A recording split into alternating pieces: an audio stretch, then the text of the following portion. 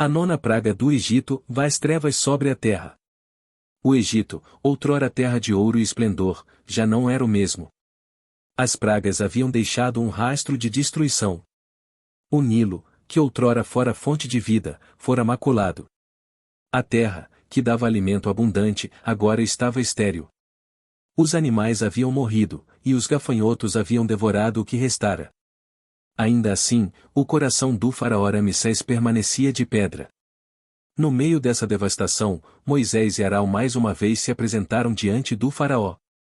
O palácio parecia maior e mais vazio, como se o próprio lugar refletisse o sofrimento do reino. Moisés falou com autoridade. Assim diz o Senhor: estende a tua mão para o céu, e haverá trevas sobre a terra do Egito. Trevas tão densas que poderão ser tocadas. O faraó observou Moisés com desdém. Não havia mais sorrisos sarcásticos, apenas uma frieza cansada em seus olhos. Vocês não têm mais o que ameaçar? Respondeu Ramsés com arrogância, apesar da preocupação evidente. Moisés, sem responder, ergueu o cajado em direção ao céu. Assim que o fez, uma sombra começou a se espalhar pelo horizonte.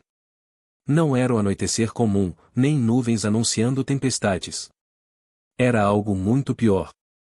O sol desapareceu.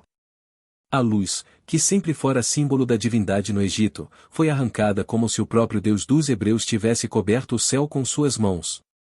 Em questão de minutos, a escuridão envolveu tudo. As pessoas saíram às ruas, confusas. Olhavam para cima e não viam nada além do vazio. O dia havia desaparecido, e a noite não trazia estrelas. A escuridão era viva, densa, quase palpável. Que tipo de feitiçaria é esta? Sussurravam os sacerdotes, aterrorizados. Por 3 dias inteiros, o Egito permaneceu mergulhado em trevas. As lamparinas queimavam, mas suas luzes eram fracas, incapazes de romper a negritude que parecia engolir tudo. Nas casas, ouvia-se o choro das crianças e os murmúrios dos adultos. Muitos tinham medo de sair, como se algo estivesse escondido na escuridão, pronto para devorá-los. Nem mesmo os animais se moviam. Enquanto o Egito estava paralisado, nas casas dos hebreus havia luz. Suas famílias continuavam suas rotinas, e suas terras permaneciam protegidas. Era como se o Deus deles os tivesse separado completamente do sofrimento que assolava os egípcios. O silêncio tornou-se ensurdecedor. Até os mais valentes se ajoelhavam em suas casas, sussurrando preces para os deuses do Egito, mas nenhum deles respondeu. A escuridão parecia zombar de suas súplicas. No palácio, o faraó sentia o peso da praga. Ele andava de um lado para o outro, como um homem encurralado. A escuridão não era apenas física, ela invadia a alma, trazendo memórias amargas, medos e arrependimentos. Mandei Moisés e Arão para cá. Gritou Ramsés, sua voz quebrada pelo cansaço.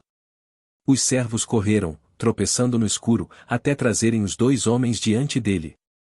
Deixarei o vosso povo ir, mas apenas os homens. Suas crianças e animais devem permanecer, anunciou o faraó, num tom que misturava cansaço e teimosia. Moisés respondeu calmamente. Não pode ser assim. Partiremos todos, com nossos filhos, rebanhos e bens. Assim diz o Senhor. A ira de Ramsés explodiu. Fora! Nunca mais verei o vosso rosto. Se tornares a aparecer diante de mim, morrerás. Moisés assentiu, sem medo. Assim será, Faraó. Não verei mais o teu rosto. E eles partiram, deixando o faraó sozinho em meio às trevas, enquanto o Egito permanecia cego, aguardando o que viria a seguir. A angústia e a resistência. As trevas se recusavam a partir. Eram mais do que uma ausência de luz, pareciam vivas, pulsando como um coração sombrio que sufocava o Egito. No palácio, Ramsés andava de um lado para o outro, como um homem à beira da loucura. Seu orgulho ainda o segurava firme, mas a escuridão que cobria tudo parecia invadir também a sua mente. Onde estão os sacerdotes? Perguntou o faraó, a voz rouca de tanto gritar. Os sacerdotes estavam ali, ajoelhados, em silêncio. Suas vestes brancas pareciam cinzas sob a sombra eterna que cobria o palácio.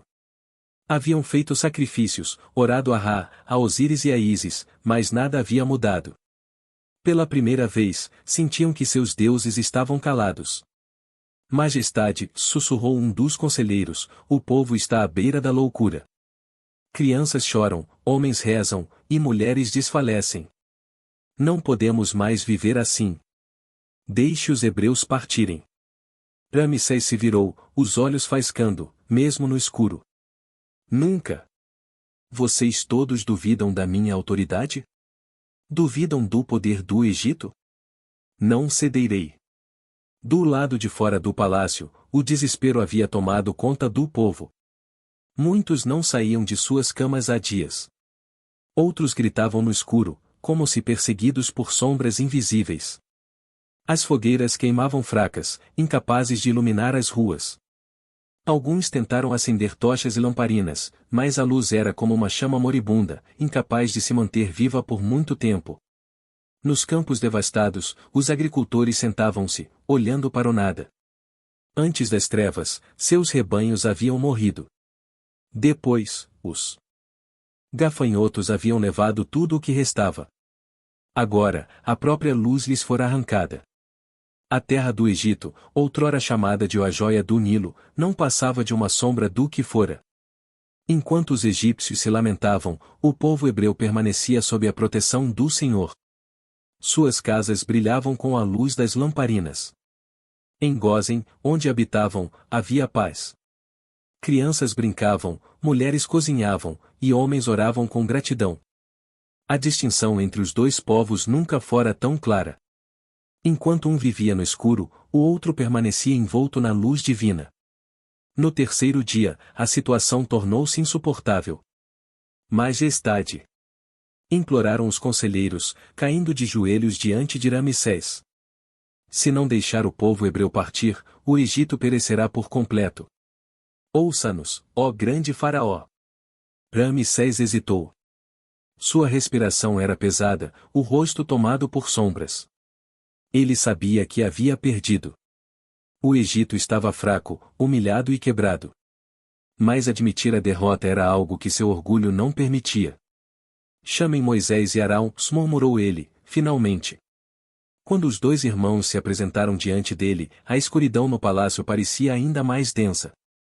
Ramsés estava sentado em seu trono, mas sua figura parecia menor, desgastada. Sua voz saiu em um fio. Ides. Levai os vossos homens e servi ao vosso Deus. Mas deixai vossos rebanhos e vossas mulheres. Moisés olhou o faraó nos olhos, sua postura firme e inabalável. Não pode ser assim. Partiremos todos, com nossos filhos, filhas e rebanhos. Nem mesmo uma unha ficará para trás. A ira voltou a explodir no rosto de Ramsés, como uma chama no meio das sombras. Fora! Nunca mais verei o vosso rosto. Se tornares a aparecer diante de mim, morrerás. Moisés assentiu, sem hesitar. Assim será, faraó. Não verei mais o teu rosto. Os dois irmãos partiram, deixando Ramsés sozinho em sua teimosia. O faraó olhou para o vazio à sua frente, respirando fundo. Sabia que Moisés não mentia. E no fundo de seu coração, ele temia o que viria a seguir. Enquanto o palácio mergulhava ainda mais no silêncio, a escuridão parecia sussurrar que o pior ainda estava por vir. Ramsés endureceu seu coração uma última vez, mas não sabia que sua recusa o levaria a enfrentar a praga mais terrível de todas. O Egito esperava, silenciosamente, o golpe final de Deus.